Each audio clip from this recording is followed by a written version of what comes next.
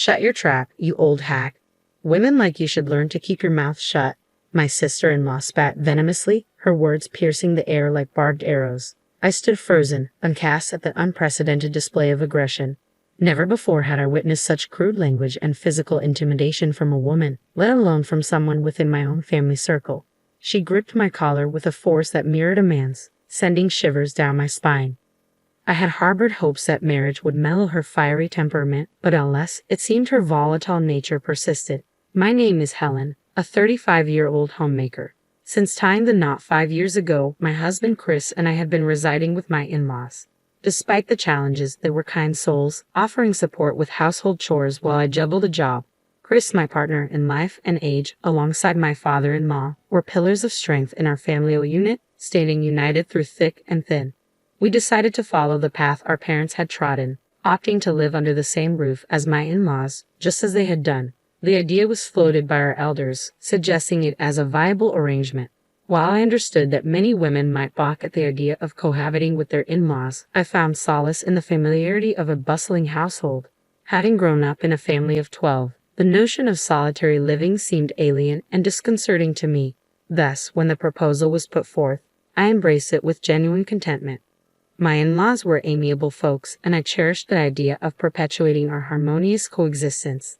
However, our domestic tranquility was abruptly shattered by a somber incident. My mother-in-law suffered a grievous injury outdoors, necessitating hospitalization. A heart attack had seized her as she descended a flight of stairs, causing her to tumble. Her physical agony was compounded by the frailty wrought by her heart condition. In light of these circumstances, I made the decision to resign from my job, assuming the role of a full-time homemaker. Balancing visits to the hospital with household duties, I found solace in the unwavering support of my father-in-law and Chris. Amidst the chaos, the return of my sister-in-law Sarah added another layer of complexity to our family dynamic. Sarah had long been the proverbial black sheep, casting shadows over our family harmony. At 33 years old, Sarah now divides her time between part-time employment at a clothing store and purported night shifts elsewhere. Prior to our marriage, my father-in-law had extended an offer to her. "If life becomes too burdensome, you're welcome to live with us." Yet she staunchly declined, citing a desire for independence. "I value my freedom too much to live under someone else's roof," she retorted, much to the chagrin of my in-laws. Sarah's penchant for irresponsibility had long troubled them, a trait that manifested early on during her school years. She was no stranger to conflict, often clashing with teachers and causing distress for my mother-in-law. Her tumultuous journey continued into college, marked by disputes with peers and even entanglements in extramarital affairs, much to the dismay of those around her. Despite my mother-in-law's assertions of Sarah's inherent honesty and kindness, her outward appearance, characterized by natural blonde locks and undeniable attractiveness, had been a source of adversity. Stereotypical biases against blonde women cast shadows over her academic endeavors, exacerbating her challenges. That's where it all began. The seeds of disillusionment sound deep within Sarah, particularly during her tumultuous years in middle school. The atmosphere was oppressive. Despite her innocence, her teachers cast judgmental gazes upon her, fostering a sense of unwarranted scrutiny. Feeling unjustly targeted, Sarah's demeanor and academic performance gradually deteriorated. I empathized with her plight, having experienced similar rigidity during my own schooling. A close friend with natural blonde hair had faced similar challenges, prompting me to advocate vehemently against such prejudiced treatment. Over time, my defiance softened the resolve of even the most obstinate educators. Recognizing Sarah's wounded spirit, I had hoped our family home would offer respite from the world's harsh judgments. Knowing her concerns for her ailing mother, I extended an invitation for her to accompany me to the hospital. Yet my optimism was swiftly dashed upon Sarah's arrival. Without a word of greeting, she appraised me with a disdainful glance, remarking, "Ah, you must be the housekeeper. I could use some tea." Instantly my father-in-law's ire was kindled, his voice rising in indignation. Sarah's apology to me, Helen, rang hollow against her subsequent disparaging remarks. "She's Chris's wife, not the hired help. Understood. And she's perfectly lovely in her own right," my father-in-law retorted, his disappointment palpable. The venom in Sarah's words, casting aspersions on my appearance and Chris's judgment, served as a stark reminder of the deep-seated animosity festering within her. Despite the rising tide of anger within me, I made a conscious choice to respond with maturity, offering Sarah a warm smile. Hello, Sarah. It's Helen, Chris's wife. Remember meeting at our wedding? Ah, yes, weddings are magical, aren't they? They have a way of making even someone like you look somewhat presentable. My father-in-law's caustic remark reverberated across the room. Sarah, that's enough. Chris's voice, tinged with surprise, cut through the tension as he descended from the second floor. It was evident he too had endured his fair share of clashes with Sarah in the past. Before Chris and I tied the knot, he had lent her money, a debt she not only failed to repay but also arrogantly dismissed his concerns with the assertion, "Listen to your sister because you're my brother." Since then, they had been locked in a silent battle of wills, exchanging glares whenever in proximity. Undeterred by the palpable discord, Sarah persisted in her disrespectful demeanor. Without so much as a word of inquiry about her mother's well-being, she proceeded to bark orders at me. "Hey, you there, make some tea pronto. And fetch some snacks while you're at it. When I'm ready to emerge, everything better be laid out." Understood. The icy stare of disapproval from Chris was all the response she garnered. "Helen isn't a housekeeper. If you persist with such disrespect, you'll be asked to leave." My father-in-law's voice resonated with authority. "Aren't you supposed to be concerned about Mom? She's in the hospital, isn't she? Shouldn't you trust the doctors to care for her? How can you truly grasp the extent of her suffering, the severity of her illness, or the nature of her injury if you refuse to even visit her? Mom has always worried about you, Sarah. Wouldn't it be a comfort for her to see your face, filled with life and warmth?" With a resigned sigh, Sarah retorted, "I have no interest in the woman who gave birth to me, especially not because she's blonde." My father-in-law rose abruptly, his voice thundering. "Your mother is not to blame. Do you have any idea how many times she has cleaned up after you, how much love she has poured into you? Have you ever considered my feelings? No one understands the pain of being whispered about, of being judged from a young age. I shouldn't have even bothered coming. I came here to discuss engagement, and now I'm thoroughly irritated." Sarah's demeanor froze, as if she were trapped in a perpetual state of rebellion. As Sarah made her way toward the front door, intent on departure, I hurried after her. "Congratulations on your engagement, Sarah," I called out, hoping to bridge the growing chasm between us. Ignoring my attempt at civility, she pressed on, eager to escape the confrontation. Yet I refused to let her slip away without one final plea. "Are you truly not going to visit your mother?" I implored, hoping to stir some semblance of family responsibility within her. To my surprise, Sarah halted in her tracks, her expression a mix of annoyance and disdain. "You're so irritating. I came here to discuss my engagement to a wealthy man," she retorted sharply. Understanding dawned upon me, and I offered a heartfelt apology.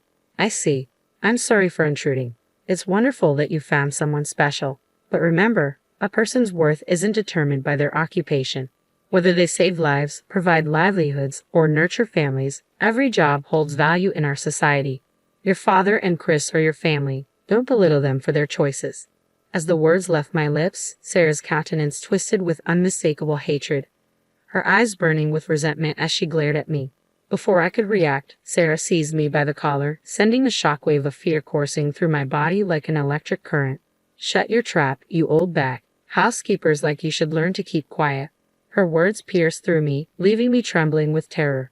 My heart constricted painfully in my chest, rendering me speechless with fear. I struggled to vocalize my distress, but my voice failed me, drowned out by the overwhelming sense of dread.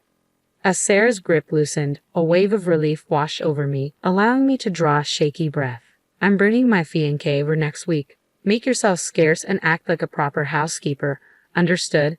Sarah's parting words were delivered with venom, punctuated by the resounding slam of the door. I clung to the hope that her aggression would subside once she was married. It was a comforting thought, albeit tinged with uncertainty. 3 days later, a momentous event unfolded. While strolling through the neighborhood on a routine shopping trip, I stumbled upon a scene that tugged at my heartstrings. In the park, a young girl, on the cusp of starting elementary school, sat hunched over, her tear-streaked face buried in her hands. "What's the matter, sweetie?" I inquired gently, concern etched into my voice. I lost my mom," she whimpered in response, her distress palpable. Drawing upon my own childhood antics, I recalled the countless times I had inadvertently wandered away from my parents' watchful gaze, only to be swiftly reunited with the help of my vigilant siblings. "Where were you when you got separated?" I asked, my tone soft and reassuring. I don't know, she admitted, her voice tinged with uncertainty. After learning her name, I gently took her hand and began calling out loudly for her mother as we traversed the park. Fortunately, our search yielded swift results, and we soon located the distressed parent. With tears of gratitude shimmering in her eyes, the woman profusely thanked me for my assistance. Upon closer inspection, I realized she was none other than an old classmate from my school days. "Emma, is that you?" I exclaimed in disbelief. "Wait, are you Helen Wilson?" she replied, her tone mirroring my astonishment. "That's my maiden name," I confirmed, a flood of memories rushing back at the sound of her voice. "I can't believe it's you, Emma. I'm sincerely sorry for the trouble," I apologized, feeling a pang of guilt for the inconvenience caused. "My daughter was chasing after a bird, and I lost sight of her. Thank you so much for helping us reunite," Emma explained, her voice tinged with relief. After sharing a hearty laugh, Emma and I couldn't shake the feeling that our chance encounter was more than mere coincidence. We exchanged contact details, pledging to catch up over coffee sometime soon. Although we had been classmates, we hadn't mingled much due to differing social circles. Yet, as adults, I sensed a missed opportunity for a potential friendship blossoming between us. The following day, I met Emma at a quaint cafe. Like me, she was a devoted housewife, her daughter currently navigating the realms of kindergarten. As we delved into conversations about our shared past and recent happenings, the hours slipped away effortlessly. However, when the topic of marriage arose, a flicker of concern crossed my features. My older brother is finally tying the knot, but I can't help feeling apprehensive. The woman he's marrying had quite a reputation as a troublemaker in our neighborhood. I confess, a hint of worry lacing my words. Perhaps she's turned over a new leaf. If your brother sees something in her worth marrying, let's hope for the best, Emma offered reassuringly. Then, with a mischievous twinkle in her eye, she dropped a bombshell. "By the way, did you know that my brother had a crush on you, Helen?"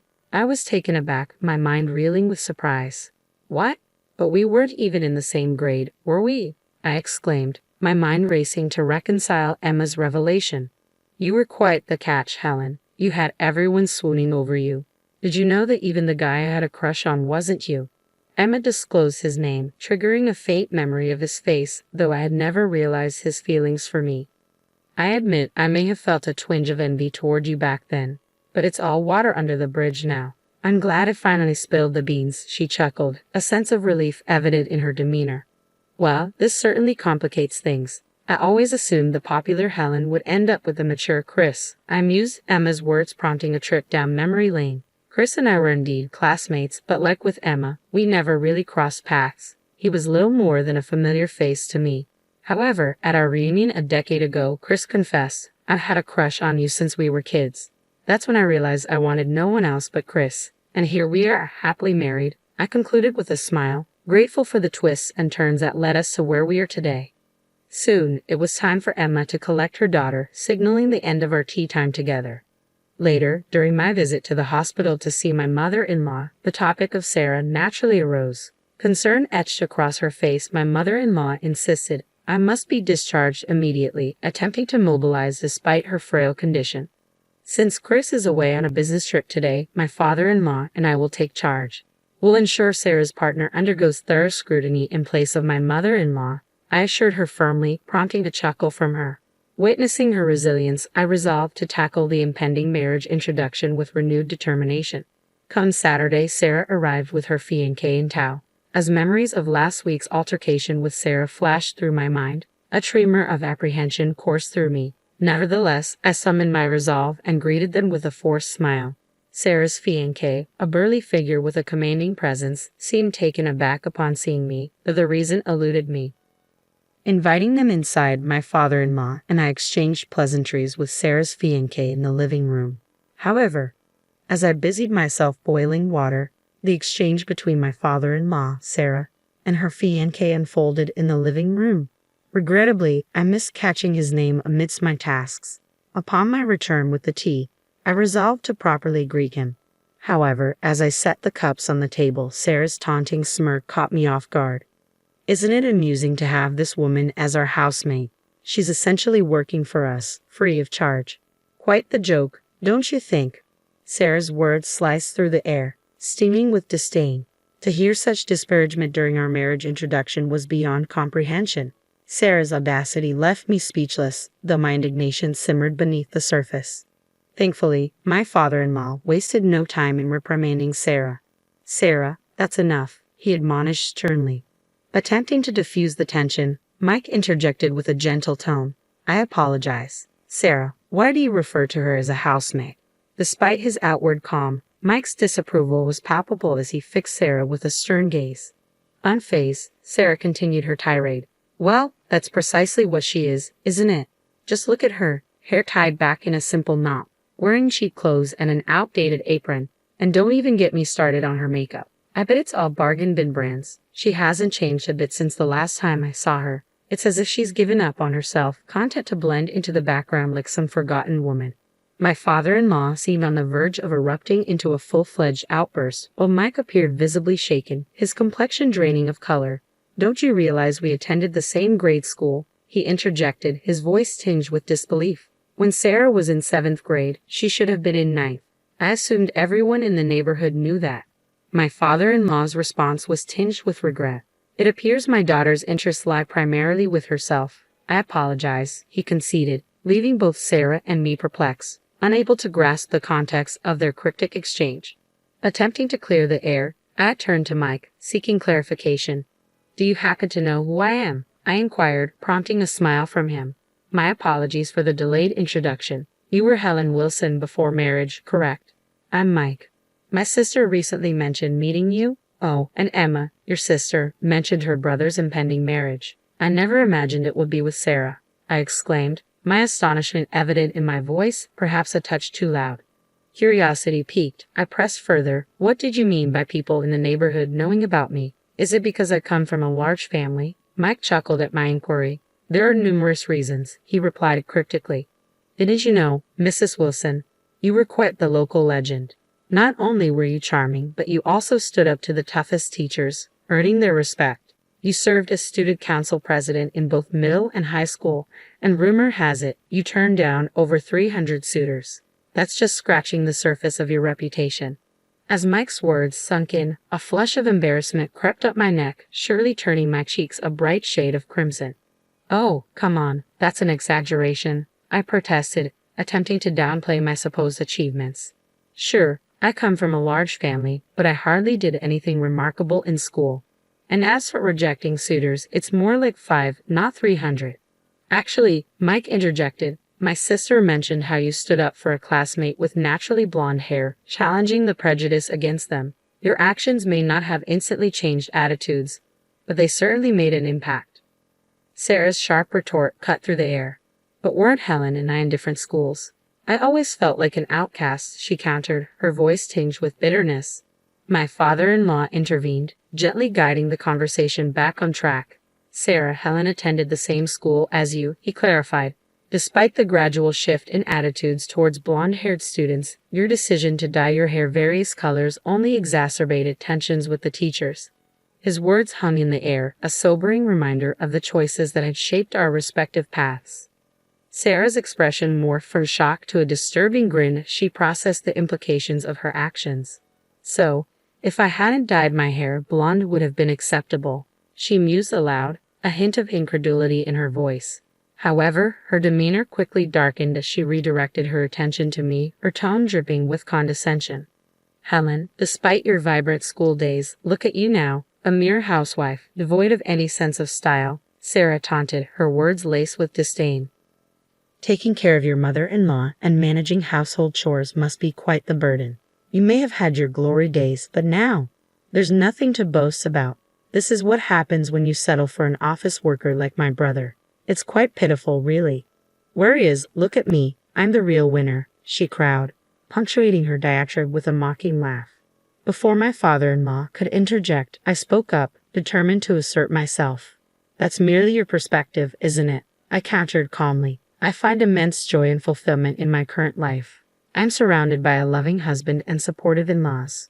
Yes, caring for my mother-in-law while she's in the hospital can be challenging, but it's a responsibility I gladly shoulder. I am committed to ensuring her well-being, even beyond my own share. Ultimately, her health and happiness are what truly matter."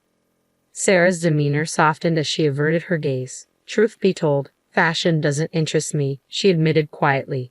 Sure, dressing up might please my husband, but beyond that, it serves little purpose. As long as we have enough to get by, I'm content.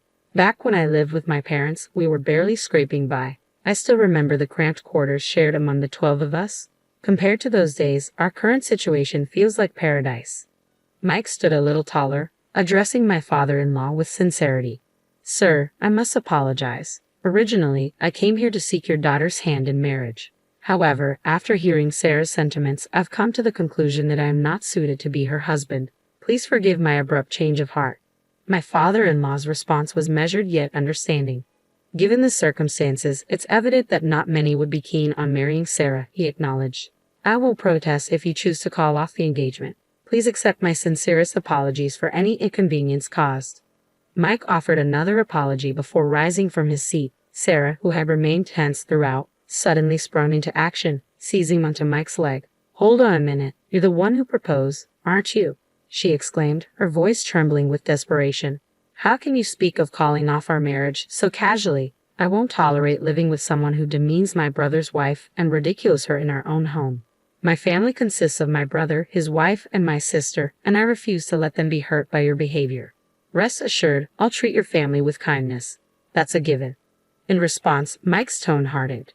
So, you tailor your behavior based on others' status? You look down on those you consider beneath you and fawn over those you perceive as superior, he accused, his disappointment palpable. I regret not seeing this side of you sooner, but now that I know, I can't continue to love you.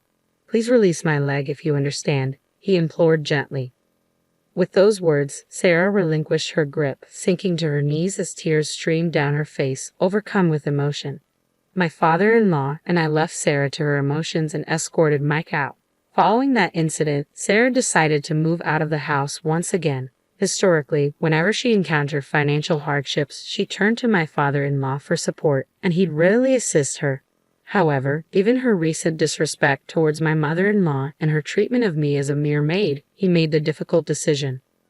My father-in-law made a firm decision not to extend any financial assistance to Sarah, regardless of her pleas. It appears Sarah now works in a clothing store, seemingly having outgrown her previous ventures into night work. However, her job doesn't seem to provide the means for her desired designer purchases, leaving her in a tough spot. Her blatant pursuit of money has left her with few allies willing to lend a hand. After being deserted by Mike and met with cold indifference from my father-in-law, Sarah sought solace from my mother-in-law. It's disheartening to witness how she resorted to tears and manipulation, attempting to elicit sympathy and financial aid from the ailing woman.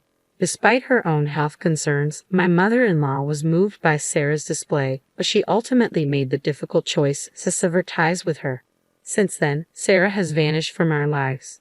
Following my mother-in-law's discharge from the hospital, I became her constant companion, offering support as she adjusted to using a walking stick.